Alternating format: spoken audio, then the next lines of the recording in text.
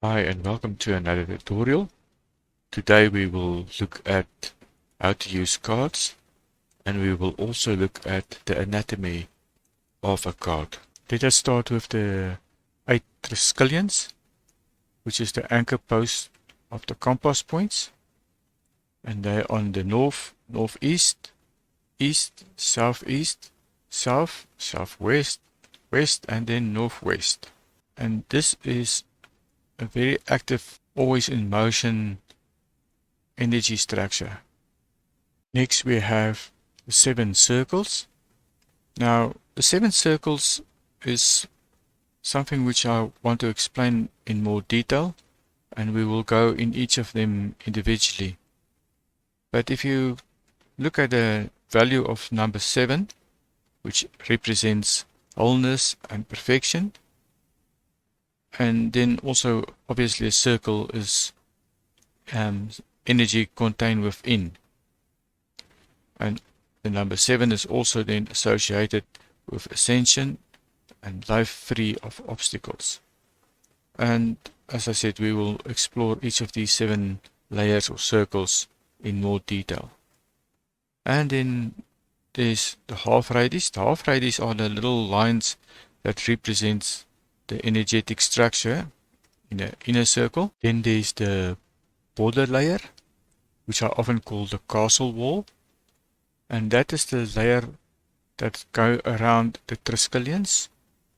The idea of that layer is to actually contain all the energy within the center of the card structure. As I said, most people see the card as a symbol on a flat surface, but if we look at the card from a different angle and we say that number 7 is the inner circle of the card, and we would be able to take the outer circle and just lift it up above our heads, then we will see that there's a funnel or a vortex that's been created by that, and that each of the half radius, which represents the energy structure, are situated on a different level within that. Another example would be on the DNA strand. If we would lay the card flat, we will see that it represents the energetic flow of the DNA strand, and that each of the different half radius then represents a different layer within our DNA strand. Next, we will look at each of the 7 layers individually. Now, this is just the tip of the iceberg. I didn't want to overcomplicate things, so I kept it really simple and easy to digest. We start with the first layer, or the first circle. It's linked to the subtle body, the etheric body, which is the first layer of your aura. It's also linked to the base chakra, and it contains the color red. It's linked to the adrenalines and the element earth. And then a short tribute to it is that it's for survival, it's grounding, solitude, and the body. Next we have the second circle or second layer. The subtle body there is the emotional body, and the chakra would be the sacral chakra. It contains the color orange. It's connected to the gonads and the element water, and it attributes to polarity, movement, sexuality, pleasure, and emotion. Next we have the third circle or the third layer. The subtle body here is the mental body. The chakra is the solar plexus. It contains the color yellow. The gland is pancreas, and the element fire. It attributes to power, will, energy, and transformation. Then we have the fourth circle, fourth layer. The subtle body here is the astral body. The chakra is the heart chakra. It contains the color green. The gland is the thymus. The element is air, and it attributes to love, balance, relationship, and compassion. Then we will go to the fifth layer or fifth circle, and subtle body is etheric template. The chakra is the throat chakra. The color is blue. The gland is the thyroid. The element is sound, and it's attributed to sound, vibration, communication, and creativity. Next, we have the sixth circle or sixth layer, which already is the seed of life.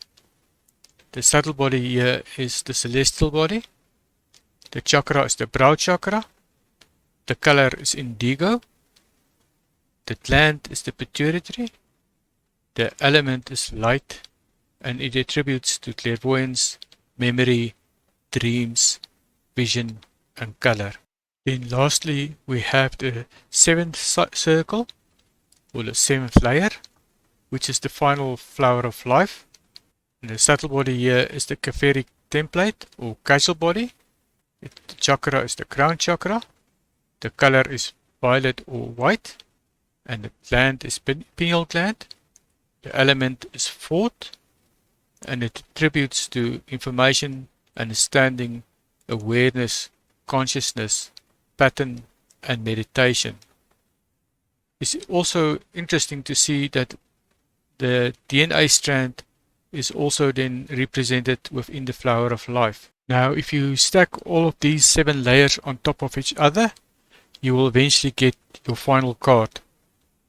I like to call the 7 layers 7 dimensions, because each of them have their own individual life essence, so to speak. Now, although you can't actually see the 7 layers in a normal card, they are still represented, as you can see, within the green card on your right. This is a card that's been highlighted, where you can actually see the flower of life and also the right. Now, I normally use the flower of life and the right, and all the other symbols for that matter, as part of the card, and I will turn them white where you won't be able to print them. But because of the printer head will actually see the white and then try to print it, it will leave an electromagnetic signature that represents the flower of life or any of the other symbols. Then if we look at the actual card, we will see that all the Triskelions have a energy vortex, which is a clockwise vortex, and each will be individually spinning at its own cycle. Then, based on the fact that there's 7 circles or 7 layers, then the inner layer would be then represented by an energy flow, which is the horizontal and vertical energy flow, and where the half radius is then connected to the inner circle, it will actually deviate and create a 3-dimensional symbol, and that's the symbol that's represented in the center of the card. Now, each rate in each card will have its own unique 3-dimensional shape, and that will be something I will explain in another tutorial on a later stage. And this is basically how a card actually looks like, and a short version of the layout of the card. Okay, the next slide is then a remedy that I would like to make when we are actually getting to the hurricane. It's joint pain, and we're going to use calendula, croton, nutmeg, platego, rastox, and sarsaparilla. And we will then make it at a potency of 30x, and 250 is the potency range. Let's get to the hurricane. This is my homeopathic range of cards, and when I make a remedy, I will normally make a list of all the remedies and give them each a number, and as I remove the card, I will insert a slip with a number so that it makes it easy to replace the cards afterwards and keep the system sorted and neat. I often been asked what's the difference between dials and cards. Now, the short answer to that would be nothing. Both will give you exactly the same results. But for the more purist, the cards is the better option because it's very accurate, where in the dials there can be a slight discrepancy. You not always put a knob on the correct spot.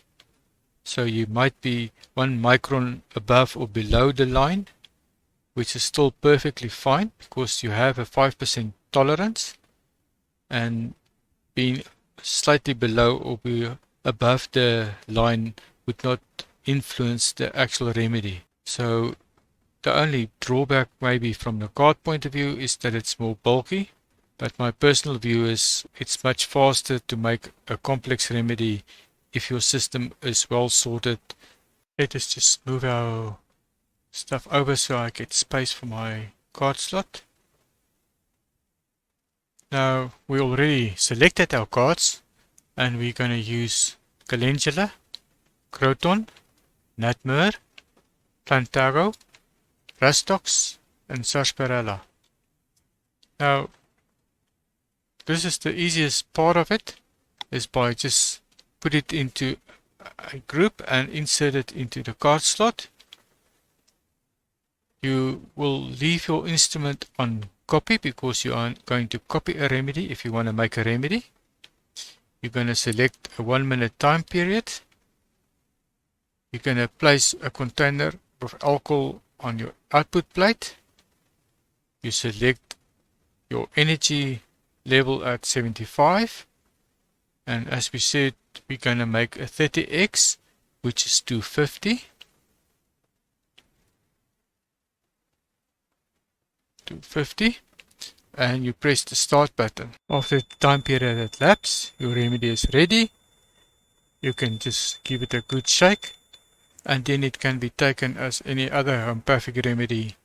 30 drops into a 30 dropper bottle and fill up with distilled water, and then 3 drops 3 times a day or 3 drops 6 times a day.